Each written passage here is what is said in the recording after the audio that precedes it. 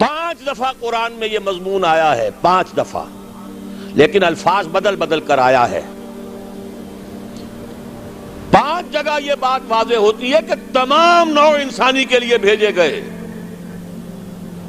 واحد رسول اللہ کے، جیسے واحد رسول اللہ کے وہ ہیں جنہوں نے دین حق کو بالفعل غالب کیا، فرد واحد سے دعوت کا آغاز کیا۔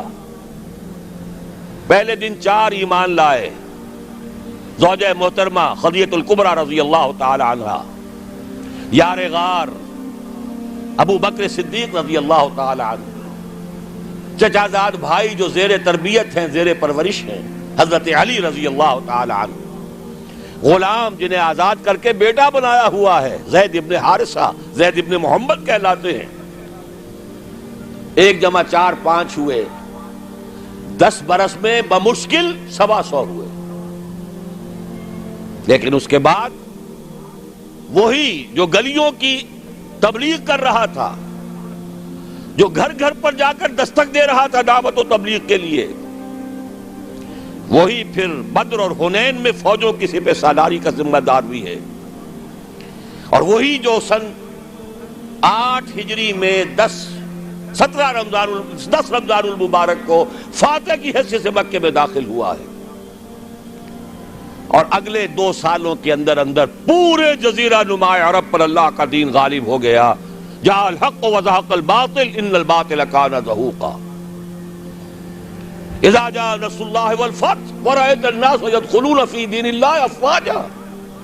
اللہ کا دین کا غلبہ یہ ہے، اس کی کوئی اور مثال نہیں ہے سوائے محمد الرسول اللہ کے۔ نہ حضرت ابراہیم کی زندگی میں، نہ حضرت عیسیٰ کی زندگی میں، نہ حضرت موسیٰ کی زندگی میں، نہ حضرت نوح کی زندگی میں۔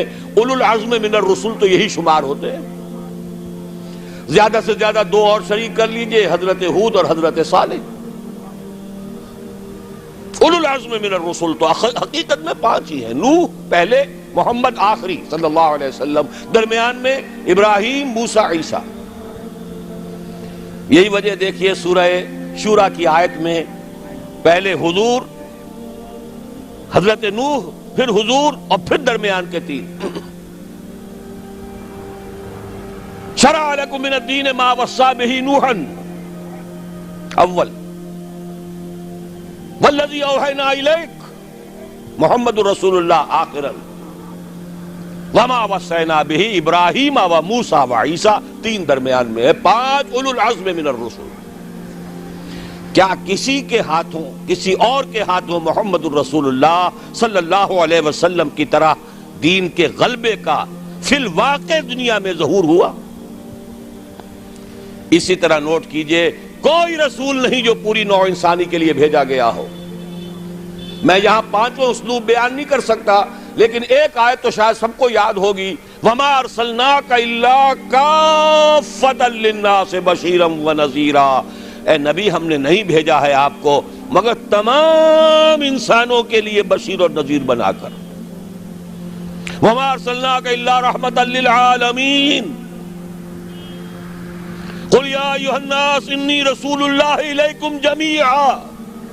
5 اسلوب ہیں، لیکن سب سے نمایاں، سب سے واضح، وَمَا أَرْسَلْنَاكَ إِلَّا كَافَّةً لِلنَّاسِ بَشِيرًا وَنَذِيرًا۔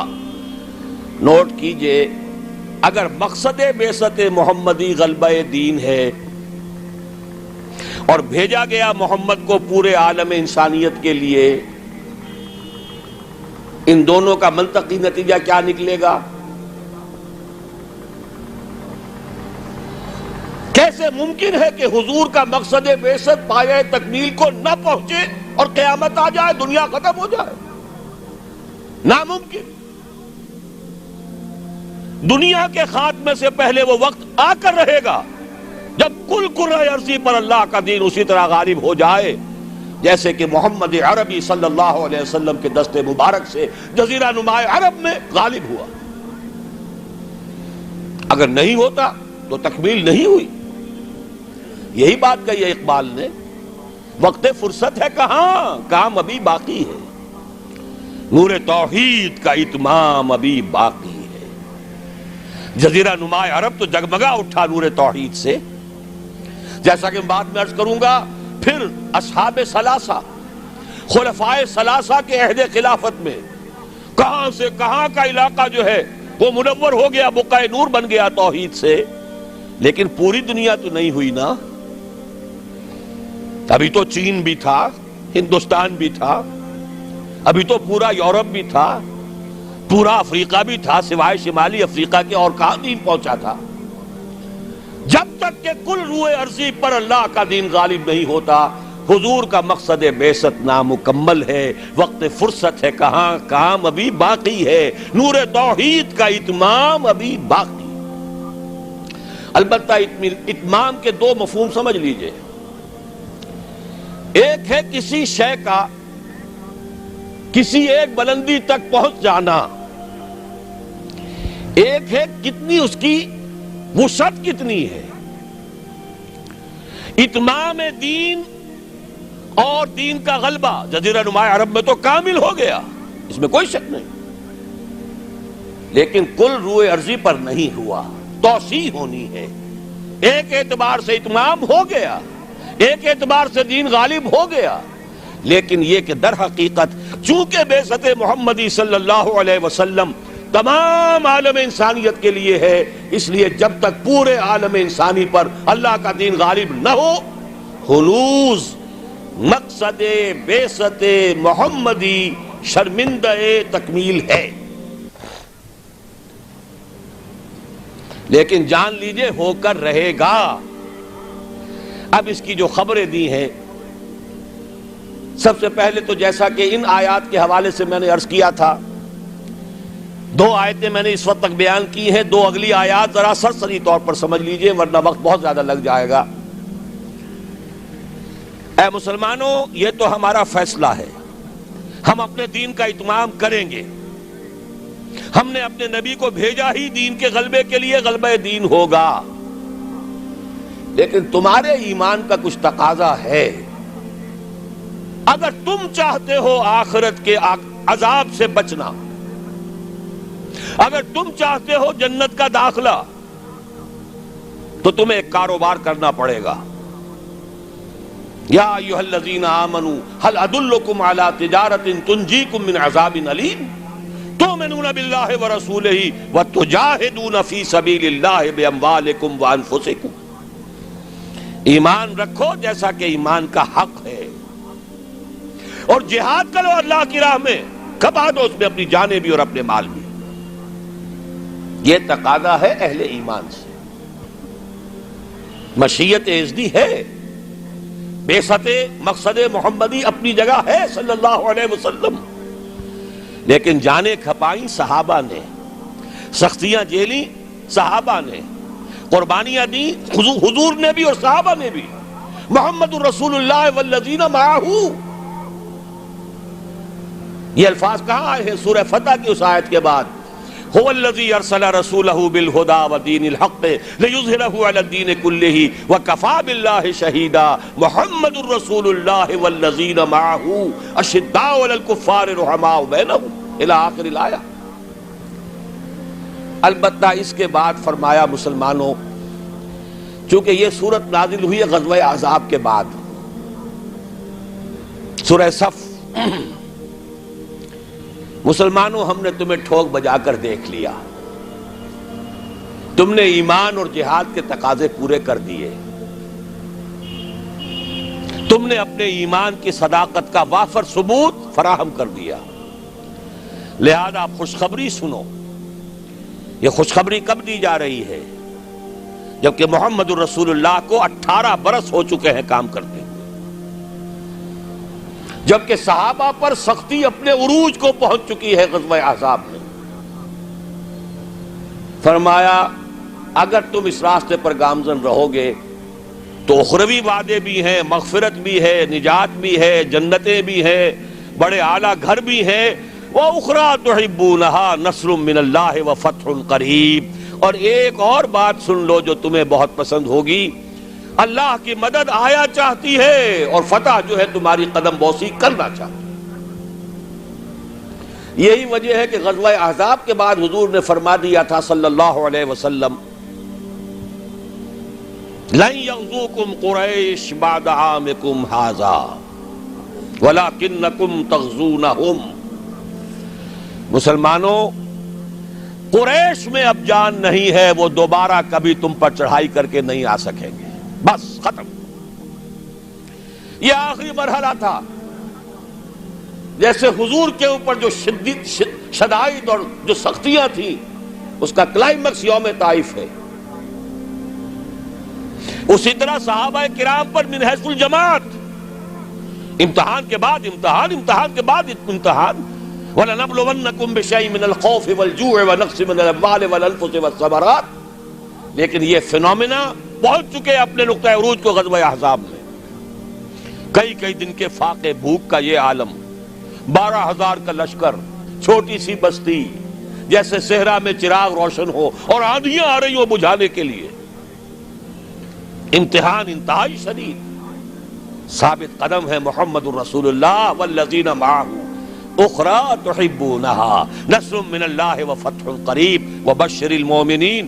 اے نبی، اہل ایمان کو بشارت دے دیجئے، تمہاری سختیوں کا دور اب ختم ہوگا، اب فتح تمہارے قدم چومے گی. یہی بشر المؤمنین پر عمل کر کے حضور نے فرمایا لن تغزوکم قریش بعد عامکم ھذا. مسلمانوں، اب قریش تم پر چڑھائی کر کے نہیں آ سکتے. وَلَكِنَّكُمْ تَغْزُونَهُمْ، بلکہ اب تمہاری طرف سے انیشیٹو ہوگا، اب تم چڑھائی کرو گے. اب یہی مضمون ہے جو سورہ نور کی اس آیت میں ہے. قاری صاحب سے بھی آپ نے سن لی، چونکہ سورہ نور بھی غزوہ احزاب کے بعد نازل ہوئی ہے. سن 5 ہجری میں غزوہ احزاب، سن 5 ہجری میں سورہ احزاب کا نزول، سن 5 کے آخر میں یا 6 کے شروع میں سورہ نور کا نزول ہے. وعد اللہ الذین آمنوا منکم وعملوا الصالحات. یہ وہی جو ایک آیت چھوٹی آئی ہے سورہ صف میں، اسی کی وضاحت ہے. وَأُخْرَىٰ تُحِبُّونَهَا نَصْرٌ مِّنَ اللَّهِ وَفَتْحٌ قَرِيبٌ. اسی کی وضاحت ہو رہی ہے. ایک بات کو 3 اسلوبوں میں بیان کیا جا رہا ہے، دل جوئی کے لیے، تشفی کے لیے، اطمینان دلانے کے لیے. وعد اللہ الذین آمنوا منکم وعملوا الصالحات. اللہ کا وعدہ ہے پختہ مسلمانوں، تم میں سے جنہوں نے ایمان اور عمل صالح کا حق ادا کر دیا. اور یہیں سے یہ بات سمجھ لیجئے کہ عمل صالح کا سب سے بڑا اطلاق جہاد فی سبیل اللہ پر ہے، نوافل پر نہیں ہے. سورہ صف میں کیا فرمایا؟ اگر چاہتے ہو جہنم سے چھٹکارا تؤمنون باللہ ورسولہ وتجاہدون فی سبیل اللہ باموالکم وانفسکم. اسی کی وضاحت کر رہی ہے یہ آیت نمبر 55 سورہ نور کی. وعد اللہ الذین آمنوا منکم وعملوا الصالحات. تو عمل صالح سے مراد کیا ہے؟ تقابل کیجئے، القرآن یفسر بعضہ بعضا، مراد ہے جہاد فی سبیل اللہ. اے مسلمانوں، تم نے ایمان اور جہاد کا جو حق ادا کر دیا. اب 3 وعدے ہیں ہمارے. لَيَسْتَخْلِفَنَّهُمْ فِي الْأَرْضِ كَمَا اسْتَخْلَفَ الَّذِينَ مِنْ قَبْلِهِمْ. لازماً انہیں خلافت عطا کریں گے زمین میں جیسے کہ ان سے پہلوں کو خلافت عطا کی تھی. یا داؤد انا جعلناک خلیفۃ فی الارض. کبھی اگر داؤد اور سلیمان کی حکومتیں ہو سکتی تھی تو محمد الرسول اللہ کی امت کی حکومت کیوں نہیں ہو سکتی؟ لَيَسْتَخْلِفَنَّهُمْ فِي الْأَرْضِ كَمَا اسْتَخْلَفَ الَّذِينَ مِنْ قَبْلِهِمْ وَلَيُمَكِّنَنَّ لَهُمْ دِينَهُمُ الَّذِي ارْتَضَىٰ لَهُمْ. اور جو دین کہ اللہ نے تمہارے لیے پسند کر لیا ہے، اب اس کو تمکن عطا کرے گا، غلبہ عطا کرے گا. یہ دین غالب رہنے کے لیے آیا ہے، مغلوب رہنے کے لیے نہیں. الحق یعلو ولا یعلی علیہ. حق کو حق پہنچتا ہے کہ سر بلند ہو، نہ یہ کہ پامال کر دیا جائے. تیسرا وعدہ وَلَيُبَدِّلَنَّهُمْ مِنْ بَعْدِ خَوْفِهِمْ أَمْنًا. اب تک تو تم پر خوف کی کیفیت طاری تھی، پھر نہ قریش چڑھ کے آ جائیں، غطفان نہ آ جائیں. حدیثوں میں، سیرت میں آپ نے پڑھا ہوگا، رات رات بھر پہرے رہتے تھے. ذرا شور ہوتا تھا منافقین جو ہے لے اٹھتے تھے، پھر حملہ ہو رہا ہے بھائی، پھر حملہ ہو رہا ہے. ہر وقت ایک خوف کی کیفیت. لیکن اے مسلمانوں اب وہ خوف کی حالت بدل جائے گی، تمہیں امن حاصل ہو جائے گا۔ چیزیں تین بیان کی ایک ہی ہے، جب تمہیں حکومت مل جائے گی، تمہارا دین خود بخود غالب ہو گیا، یا جب اللہ کا دین غالب ہوگا حکومت خود بخود تمہارے ہاتھ میں ہوگی، اور پھر اب ڈر کس کا؟ اب چین ہوگا، سکون ہوگا، اطمینان ہوگا، امن ہوگا۔ یعبدوننی، اور پھر وہ میری بندگی کریں گے جیسے کہ بندگی کا حق ہے۔ هي الحلقات تحفظني بآيات من القرآن، هي الحلقات تملأني بحب المصطفى العدنان.